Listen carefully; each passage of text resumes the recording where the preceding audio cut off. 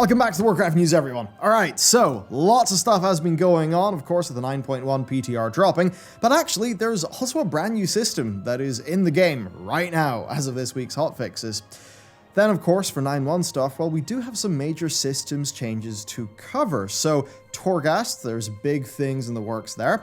There's also a little bit in gearing, some Mythic Plus, big new system there and its implications. And then PvP gear is going to be PvP gear. They're actually resurrecting a Warlords of Draenor system, and it's something that some of the PvE players might actually like too. And also flying, because I know you all want to know how that will happen. Well, while NordVPN.com/Bellular Gaming, today's sponsor, cannot literally fly you across the world, it is a VPN, so you can use the internet like you're somewhere else. Of course, you can use the promo code Bellular Gaming, where you'll be able to get a 2-year plan with a huge discount plus an extra month free. Now, why get a VPN? Simple enough. Do you want to watch content from another region, right? Do you want to access Japanese Netflix? You can do that with Nord. Just use their 5,000 plus servers, or choose your location and use the internet like you are there. They also keep you private, means that your ISP will not know what sites you're using or what type of traffic you're using, so they can't sell your browsing data to advertisers, they can't prioritize some of the traffic you use over others. I've also got the likes of Nord Locker, which is 500 gigs of secure storage for only £1.10 a month, and then also NordPass for your passwords. You get all that in the app and browser extension that are super easy to use, and as I said, huge discount and a free month at NordVPN.com/Bellular Gaming with that promo code. All right, Nord, thanks for sponsoring. With that said, let's go. Blizzard have expanded the Anima system in World of Warcraft, and it's actually active right now. So this is a new system, on top of the existing one, that eventually will significantly increase your Anima gains, and was hotfixed into World of Warcraft earlier this week. And I think to a mixed response. So look, many players have been complaining about Anima gains, right? Lots of the casual people realizing that, the cosmetics really add up. I think in many cases it's because clearing the map of world quests every day for Anima is tiring, and that is the main way to get lots and lots and lots of Anima. And then the thing there is Anima is required for nearly all of the cosmetics in the Shadowlands expansion and the Sanctum upgrades, and those upgrades get really expensive, and it kind of means that all of that progression boils down to this same activity, grinding Anima. So, what's Blizzard's fix then? Well, if Anima is just a tuning problem, is their fix simply just to buff Anima gains, or to change up the rewards? No, the answer is the Blizzard's fix has been to add a new dimension to the Anima system. And the way it works is actually simple enough. So, you get additional Anima items based on your Covenant Sanctum upgrade progress. So getting all 4 of your Covenant buildings to rank 1, that will get you an extra Anima item each time you, say, do something that gives you Anima, like a world quest. So instead of getting 4 items at 35 Anima each, you get 5 items at 35 Anima each. Then if you get all of your buildings to tier 2, you'll get an extra 2 Anima items, and if you get all your buildings to tier 3, you'll get 3 extra Anima items, and that would mean that your bog standard world quest would give you 245 Anima, which is, almost double what you get now. Quite a bit, really. Now, it's something that only applies to the green and blue Anima items, not the epic ones, right, so that's what's up there. I'd say that directionally, I think it's a good move. People obviously want to get more Anima from the content that they're doing. I think a lot feel like that system is not particularly well balanced feeling. So that is a good thing. However, there are some odd quirks to this system. So people who put their Anima into cosmetics instead of their Sanctum are going to feel punished, because they will have effectively spent their Anima in the wrong order, right? So that's not going to feel great. And those who would rather earn cosmetics, they might not feel great about this, because it very much does incentivize you to prioritize the Sanctum building upgrades instead of the cosmetic rewards. Plus, it's based on getting all of your Sanctum buildings upgraded to a certain tier. Now, I don't know about you, but I've got a rank 1 mission table right now, and I don't really care for the idea of grinding up 15,000 Anima to get that table up to rank 3, just to increase World Quest Anima gains. That really does not seem worth it or like something I would want to do. especially when that Anima could go towards some of the things that I would care about more, such as the Covenant transmogs. Now, the other issue then is that this is Blizzard fixing a problem via slapping on a band-aid system. I think this is a design philosophy that does lead to World of Warcraft being needlessly complex, and I think it is something that makes it harder for Blizzard to neatly develop the game and keep it fed with content. So, more Anima, sure thing. It really does seem that the initial Anima balancing was a little bit off, but I kind of just wish it was a bit more elegant, you know, a bit more simple. So that's that for the system. It is in-game right now, so if you log in for the first time this week, you will see these like Anima achievements pop up.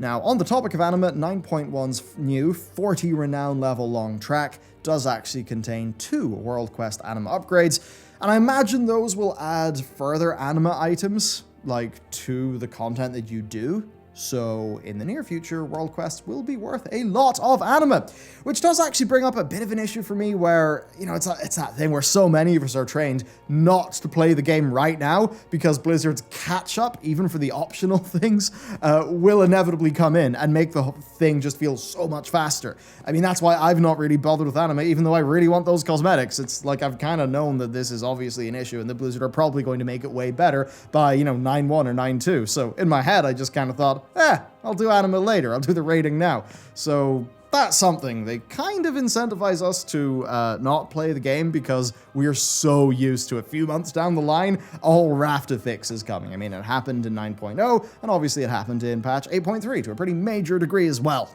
Okay, that's Anima. Let's move on. Next up, something that we've already touched on and a new dimension to it. Mythic Plus scoring. So, it is coming, and Blizzard are working with the team behind Raider.io to make it happen, so it will be officially supported in-game thing in the Blizzard UI. And it certainly is nice to see Blizzard working with the community in that one, but of course, this is going to be a controversial thing. Many people are not particular fans of the focus that Raider.io has put into the game. I think similar to people not liking gear score whenever it really took over during the sort of latter periods of Wrath of the Lich King. I can say this, here's a poll that I did on Twitter. 2,900-ish responses, 30.3% were for, 26.9% were against, and 42.9% were neutral. So most people didn't really care that much, they're a bit more in the middle, plenty of people are for, plenty of people are against, so quite divided. Now, we don't know what Blizzard's system is going to look like in terms of the specifics, but I do imagine it'll be close enough to the Raider.io add-on. So that's what's going on, right? This is something that is going to be happening. Could we get more good from Blizzard doing it themselves than with the Raider.io add-on being the norm? I mean, number one, for community confusion, yes. A lot of people who won't understand what a Raider.io score, would be very confused, right? So there is that. But also, I think there is a way Blizzard could make good on this. So if this is in the game, then this is something that Blizzard could actually build around. A little bit like how in PvP content, you can increase your PvP rating, and doing so will unlock cool rewards like the elite sets, and, you know, mounts and titles and things. You know, a little bit more than just having, say, like the Keystone Master achievement. So I've got to wonder then, what could Blizzard actually build and put into the game if there is a Mythic Plus rating that players have that represent their seasonal progress and their skill level? I mean, if that number exists, what could Blizzard do? What sort of cool rewards could we get? I mean, I have no idea. It's obviously down to Blizzard to do that, but, I mean, there's the obvious of, you know, mounts, pets, all of that sort of thing.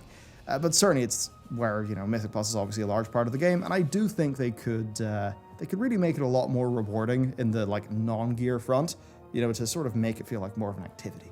So, who knows? There's certainly some potential. Next up then, we've got PvP gearing, which is going to be drastically different in patch 9.1 and will impact everybody. For your TLDR, they're going back to the Warlords of Draenor system. Now, if you're not aware of that, in the WoW expansion, PvP gear would have a higher item level in PvP. So, like, literally, you enter PvP combat, the eye level of your gear increases. Now, this meant that the best possible PvP gear for doing PvP was always earned by doing PvP. And Blizzard's intent here is the same. It is that PvP players won't feel forced to go and do PvE content to get their arena gear, and that PvE players, so the Raiders and the Mythic Plusers, won't feel forced to do PvP. And in many cases, many of them did, because some of the PvP bits were pretty good, and also the system was so deterministic that you could really target bits of gear pretty quick. Now, this is overall, something that happened quite a lot in Shadowlands Season 1. People sort of crossing the different types of content, and sometimes doing it begrudgingly so. Now, many, I'd say some people who maybe don't understand the system fully, have had a very negative initial reaction to this, essentially seemingly thinking they're being nerfed or being punished. I would say not really. I mean, there are pros and cons, but basically, in patch 9.1, PvP gear will boost itself by 13 item levels when you're in PvP. However, it is relatively 6 item levels lower than the PvE gear of around the same level. And to just make it easy, I'll use some Season 1, item level values to explain this. So take an eye level 226 bit of PvP gear and an item level 226 bit of Mythic raiding gear in Season 1. If this new system was active right now, then that bit of PvP gear would not be eye level 226, it would be eye level 220. But when you're in PvP content, it would boost up to item level 233.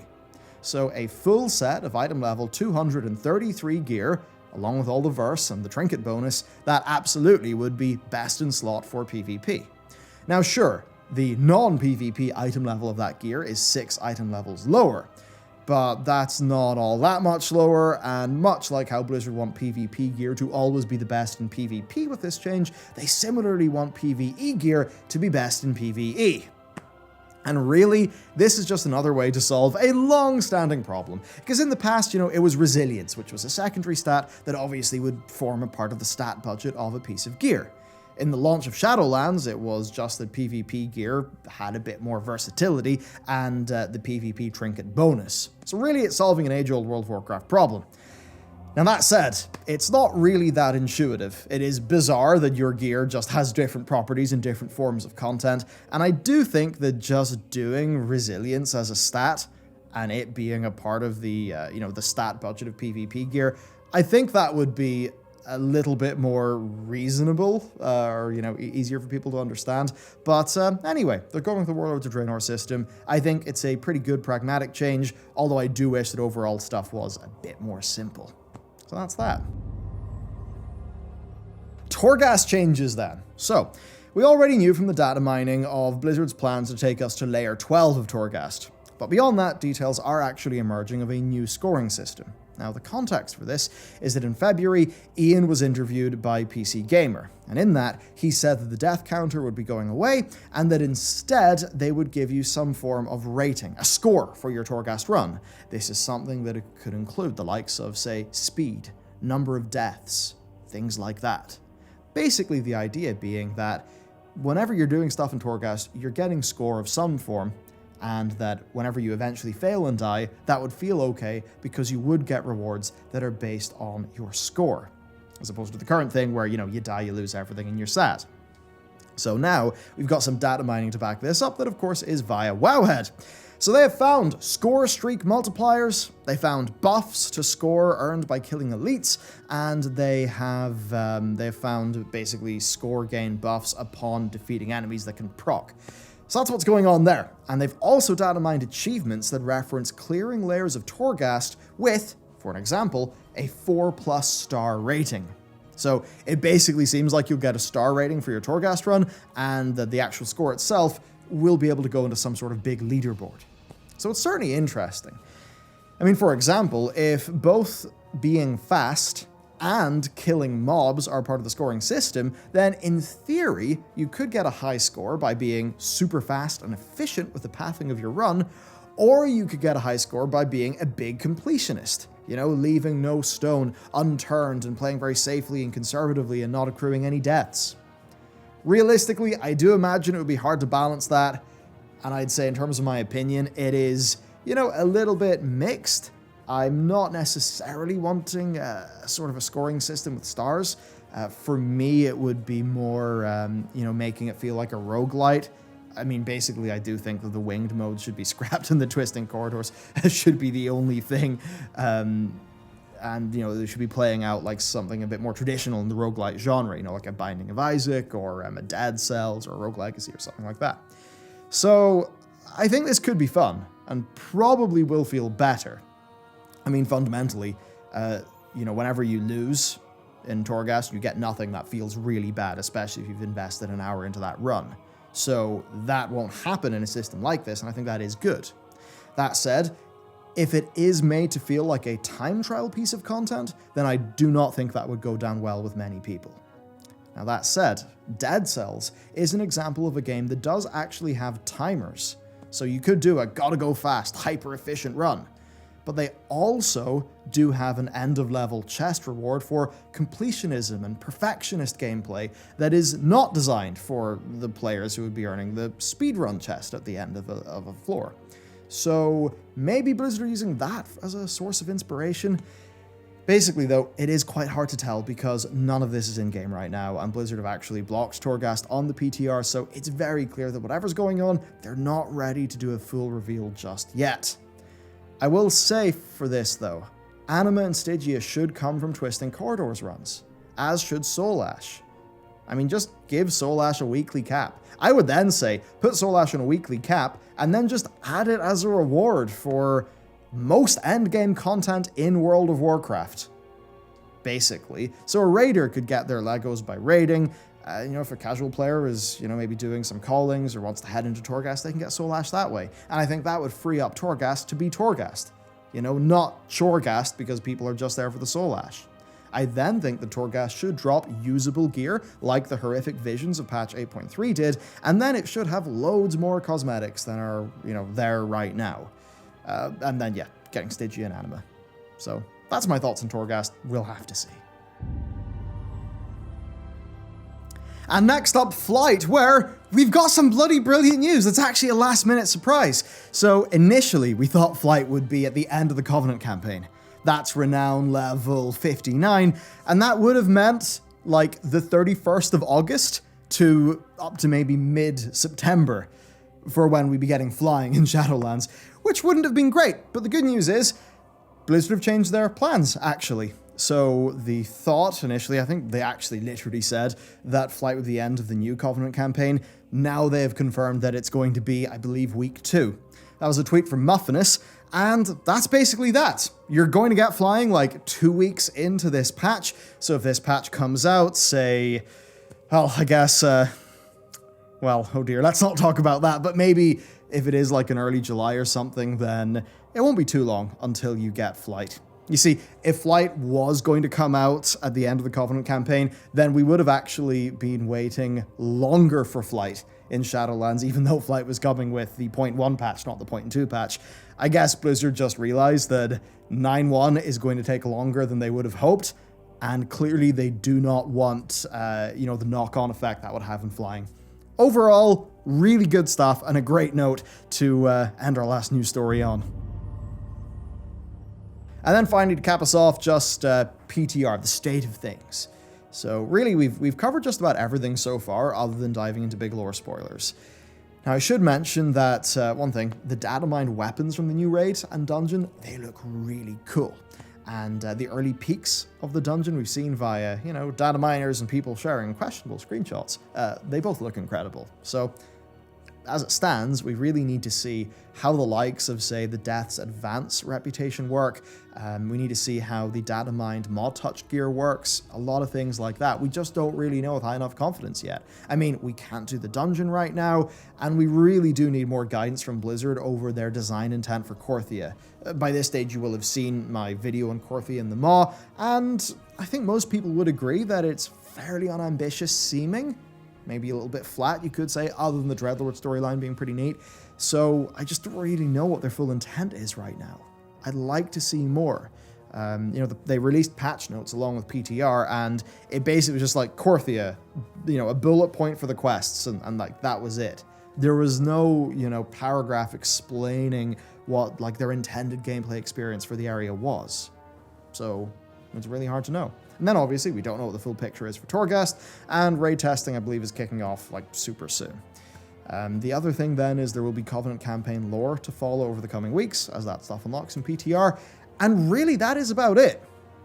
I mean, for me personally, I know I'm in for this patch because there's a mega dungeon and there's a raid, and now I'm in a really great guild full of cool people, and I really want to play the game with them. So I'm definitely going to be happy. Just a bunch of other things, we kind of need to wait and see, you know? If they can fix up Torghast and make that really good, then that would make me super happy as well, and the patch would be a big thumbs up for me, even though the world content's a little bit flat. But we will just have to wait and see. That's the nature of a PTR. So, there you go. That is it for the World of Warcraft news for today. If you'd like to support the show and also do some fun region hopping on your content platforms like Netflix, then you can check out NordVPN via the link below. Thanks then for sponsoring. And of course, thank you to you for watching. I'll see you next time.